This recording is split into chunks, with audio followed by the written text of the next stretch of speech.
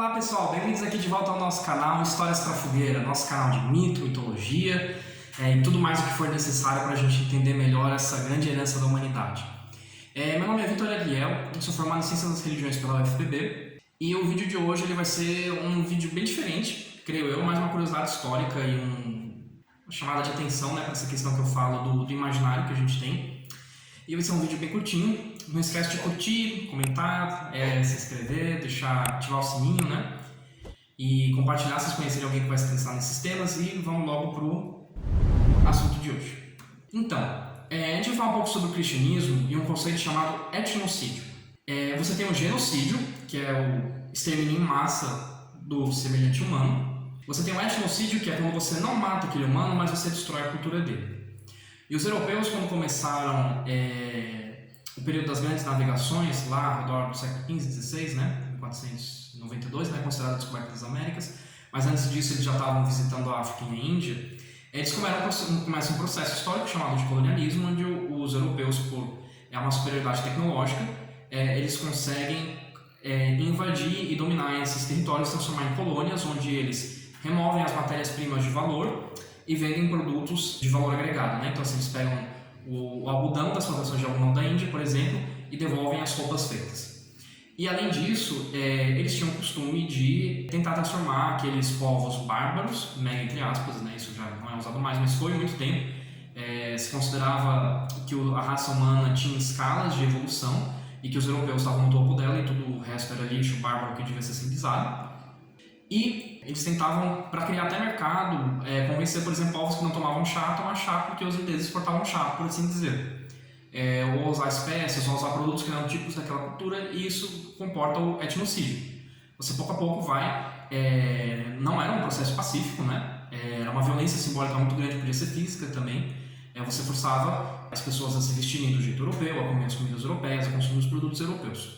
E no caso dos nossos índios, principalmente, isso é uma coisa bem terrível, por isso que eu digo que é muito difícil achar fontes assim, de qualidade de mitologia, religião indígena, porque foi tudo muito destruído, foi um projeto mesmo político, histórico, de tirar isso, cristianizar esses índios e transformar em cidadãos do reino português, da metrópole portuguesa. E o cristianismo, a religião cristã, ela era aliada do Estado e foi muito usada nesse processo civilizatório. Então, se catequizava, se batizava, se tentava apagar os deuses locais, os costumes locais. Quando era impossível, transformava aquele festival, aquela festa, aquele deus num santo cristão, uma coisa cristã.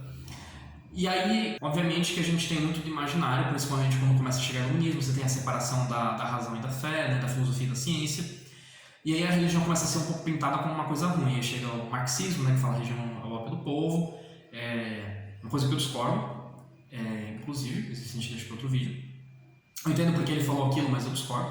E aí a gente, às vezes, pinta o cristianismo como só uma coisa calamitosa e terrível. E é muito importante a gente sempre se questionar cristianismo, onde e quando. Porque o cristianismo teve momentos que foi muito mais tolerante e outros momentos que foi muito menos tolerante. E aí onde a gente chega nos nossos queridos vikings escandinavos para trazer uma coisa bem interessante, que durante o período viking, teve uma coexistência super pacífica entre cristãos e pré-cristãos, entre os deuses nórdicos, os costumes e crenças nórdicas pré-cristãs e os cristãos. Não que não tenha tido conflitos, claro, houve períodos em que o cristianismo ficou mais zeloso, mas no geral, por um período longo de tempo, foi uma coexistência pacífica. E para quem assistiu aquela série Vikings, vai achar muito estranho, porque os nórdicos queriam matar os padres, não sei o quê. Isso acaba sendo um pouco imaginário, não que não tenha tido saques a mosteiros e tal, mas também não era esse ódio visceral em que um nórdico não podia ver um cristão que queria matar ele, brincar de pregar na cruz para ver se algum santo vinha salvar, e que o cristão, assim que via um nórdico, queria matar ele ou catequizar ele, fazer a inquisição dele. Não foi assim, a gente sabe que não foi assim, tem inclusive material histórico provando isso. O primeiro que eu vou mostrar na Noruega. Você tem algumas igrejas de madeira, e elas estão bem até hoje, elas são antigas, têm 800 anos, algumas de 400 a quase 900 anos atrás. E você tem, de um lado, por assim dizer, cenas de santos e coisas cristãs, e do outro, coisas do panteão nórdico. Inclusive, infelizmente, não achei essa imagem, mas eu vi ela quando eu estava tendo a minha aula, que era uma cruz, certo? De, uns anos 800 anos depois de Cristo, assim, bem no ápice da era viking. E era uma cruz, e de um lado você tinha histórias, né, de Jesus, santo cristão, e do outro lado você tinha um monte de história do Thor e de Odin. Então você via que tinha uma coexistência pacífica, porque como pode ser, né? Eu lembro que eu buguei muito com isso quando eu vi, tipo assim, como assim é uma cruz, mas tem as histórias de Thor gravada ali, será que não fizeram Jesus parecido com Thor? Não. É Thor pescando a serpente do mundo, por exemplo, ou Odin pendurado na árvore, quando ele se pendura para ganhar conhecimento, né? A gente já vai ter um videozinho sobre Odin. Então é muito importante a gente dar uma calma assim, de tipo, o cristão foi e desestabilizou tudo instantaneamente.